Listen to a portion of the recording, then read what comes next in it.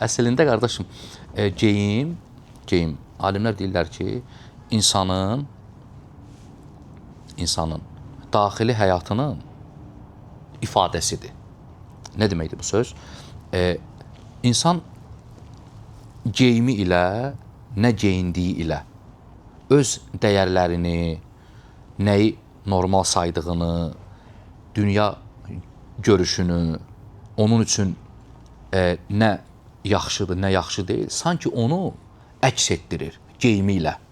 Yəni sən məsələn, Emil, bir insanın geyiminə baxıb, deyə bilərsən, məsələn, bunun üçün nə dəyərlidir həyatda, bu insan nəyi normal sayır, məsələn, bunun dünya görüşü hardadır, geyimi ilə. O geyimi ilə əks etdirir onu. Bu 100% elədir. Ona görə fikir versəniz, məsələn, hakim məhkəmə zalına pinjamada çıxmır ki. Yaxud məsələn, həkim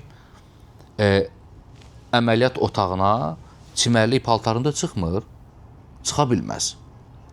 Yaxud məsələn, müəllim sinifə, şagirdlərin qarşısına alt paltarıyla çıxmaz.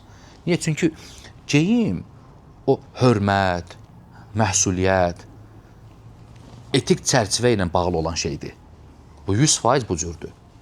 İnsan, bunu yadda saxlayın, insan geyindiyi paltarına uyğun davranmağa meyillidir. Vallahi bu cürdür.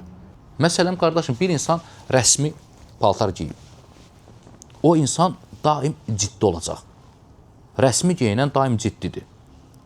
Məsələn, bir insan uniforma geyinib. O həmişə intizamlı görəcəksən onu. O niyə elədir? Geyindiyi paltara uyğun davranır. Bir insan açıq-saçıq geyinib. Məsələn, intim yerləri qalıb bayırda, çöldədir. O insan məlumdur da necə aparacaq özünü. O insanın sərhədi olmayacaq, Bəhruz. Sərhəd yoxdur onda. Nə gəldi eləyəcək o adam? Həya göstərməyəcək. Göstərməyəcək həya. Sərhədsiz də adam. İnsan geyindiyi paltara uyğun davranmağa meyillidir. Bu cürdür bu.